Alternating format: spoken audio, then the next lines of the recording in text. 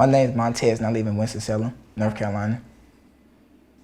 I like to do a lot of stuff, blogging and stuff like that, like going to work.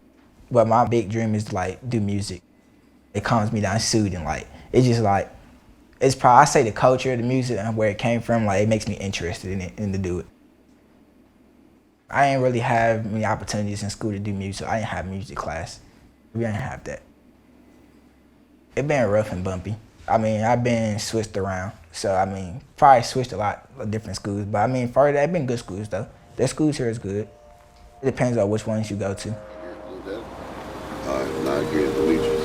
Who? Montez? Yeah. Actually, if he could do the garden tomorrow. Winston education advocates came up with an idea. They successfully convinced the Winston Forsyth school system to invest in a mentor program. The mentor program would directly support students in the classroom and at home. It's part of a plan to uplift schools in the district. This is East Winston. It's a mixed neighborhood. We have a lot of working class people, but historically, a lot of black people who had some measure of wealth live in this area.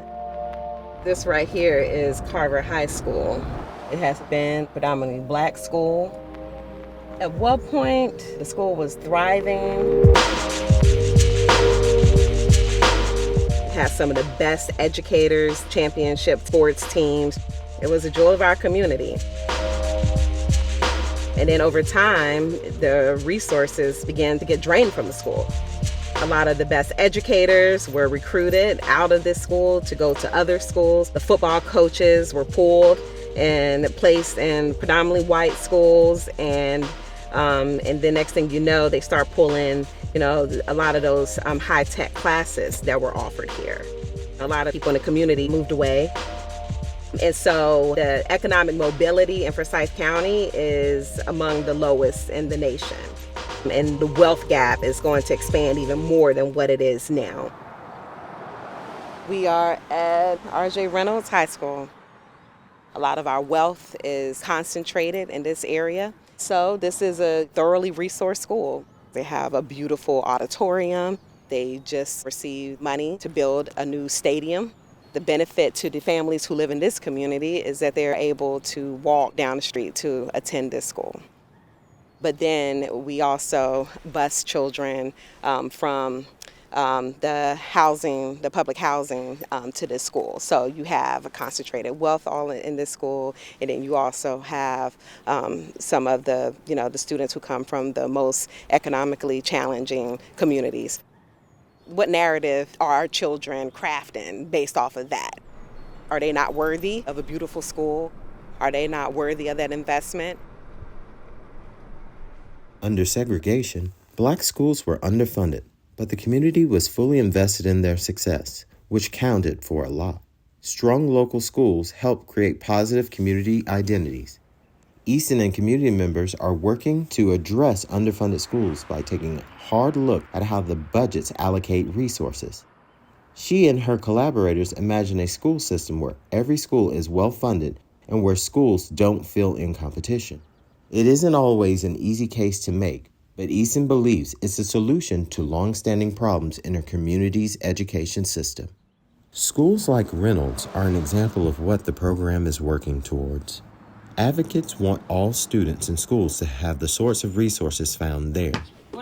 Currently, the youth Easton works with find themselves bumping into inequities in what their schools look like compared to others. And within well-resourced schools, many face bias in class tracking.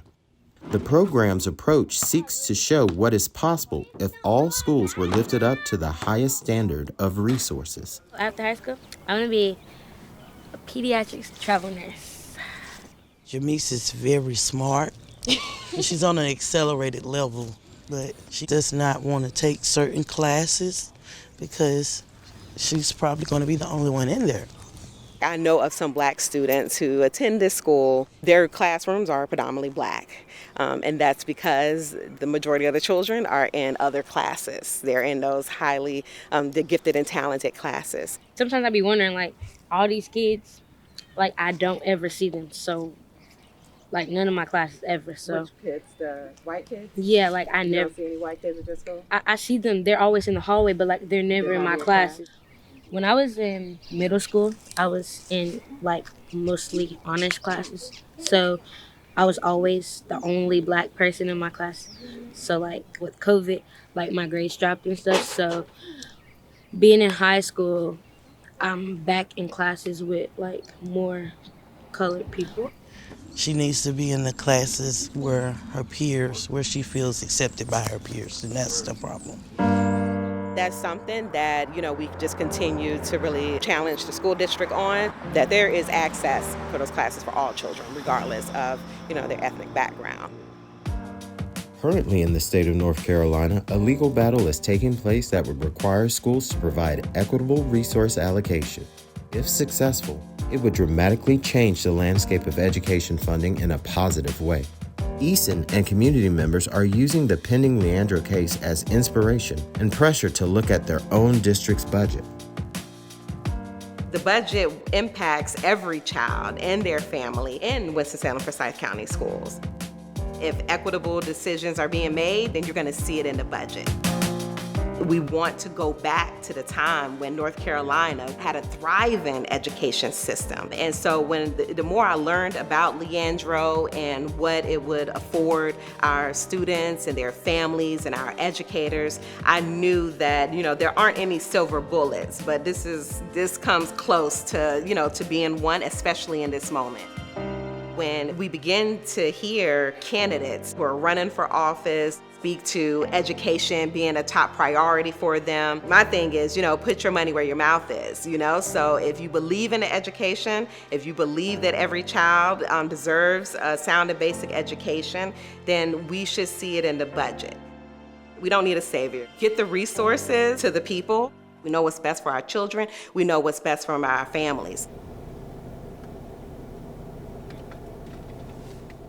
A lot of the disparities that we see, everything from individual violence to community violence, it is a result of oppressive systems. It's a result of bad decisions that have been made from people who do not live in those communities. I grew up in East Winston. My father, he actually used to work for the city of Winston-Salem. We had Crosby Scholars and Black Achievers programs at the YMCA, Mo Lucas. We had summer camps. Just back then, there were a lot more resources, and people still, just talk about it. And it wasn't that long ago. A lot of millennials can just look back over their lifetime and see the drain on our community. Highway 52 essentially split our community, and everything on the west side of 52, that's where all the money went. It's a night and day difference.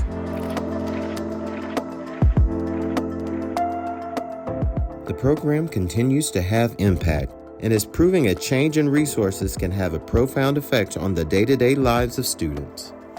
Black and brown people truly believe in village, in a way that is just really spiritual. So the whole notion that, that just one parent is responsible alone for everything, considering that child, is just foreign. We truly believe in village, and because of that, then, we treat all children as though they're our children, and there is a greater sense of responsibility to make sure that, those children have everything that they need, especially when we're talking about the children who are most vulnerable due to oppressive policies. So, my man right here, Ham Sandwich. Yeah, that's one of them. You go to Paisley. What's up with you? Our main thing for the community is to ride around, converse with the families, the mothers get on the same page with us so they can know what direction we going. Basically, he helped me straighten up sometimes, like when I fall out of place, help me get back in my place. What you been doing since you been out on suspension? You been talking to that girl all day? Huh? That's what that is. No. Where your package at, your school package? Yeah. Okay. We building a bond with them, their families, they got their siblings and everybody. So we doing it, we have resources where we can reach out and help them on different elements of life. He helped me and I helped him, so we good.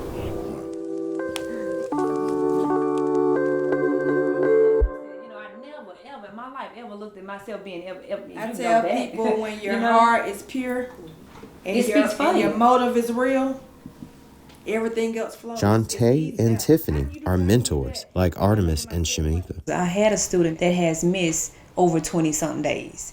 And we were told, hey, can you do a follow-up check on this student? And the student we can't get in contact with them. They ain't been to school.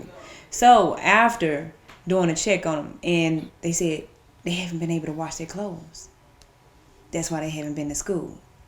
So those basic necessity things requires for them to get there. Mm-hmm. The students just want to be heard. And that's where we come in at. Because once we get those students and we develop that relationship with them, then they will be open to tell us. So therefore we can go back to the head and tell them this is why absolutely. he has been acting this It's way. about advocating for youth across the board to get this program put in place. It was like pulling teeth almost.